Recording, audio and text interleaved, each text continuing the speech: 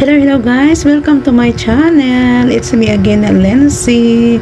Nandito naman po ako sa inyo sa pagbigay sa inyo ng mga good thoughts and good vibes sa inyo lahat po, mga netizens, ako mga viewers. Sana naman po, magustuhan nyo naman ang bibigay ko na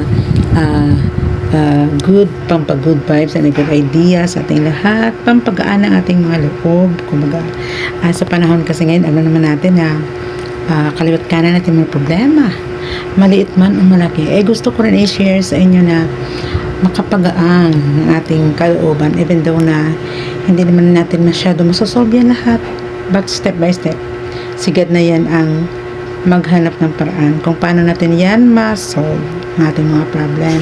Yun naman na may kasabihan naman na Lord will provide nga, pero hindi naman sa kadahiling natin is mabigay yan agad-agad.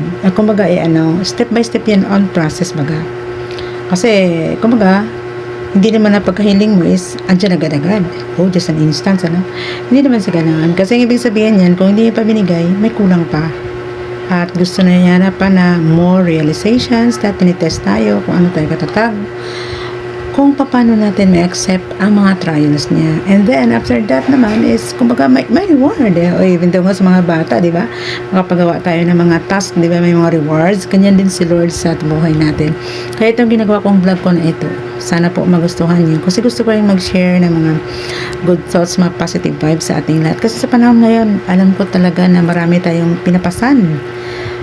Magaan man o mabigat, maliit man o malaki, pero lahat na yan is talagang malulusutan natin. Kasi di ba yung kasabihan na ang lahat na yan hindi naman ibibigay ni God sa atin kung hindi natin kaya, at saka lahat na yan ma-overcome natin in God's perfect time. Kumbaga, huwag tayong mawala ng pag-asa, huwag tayong kumbaga mag-give up. Huwag tayong huwag tayong mawala ng pag-asa na lahat na yan ay hindi natin matatakel. Lahat na yan is malalagpasan din natin in God's perfect time.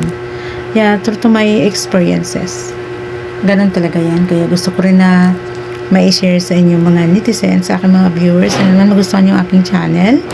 Kasi bago lang ako bumalik dito at hindi ako masyado expert pa, pero gusto ko lang ma-share sa inyo ang mga good ideas and pampagood vibes lang ba. Yan lang gusto ko para naman na makagaang-gaang sa kalooban natin kahit paano. And now, thank you for watching, mates. Me again, Lency. I will be back next time.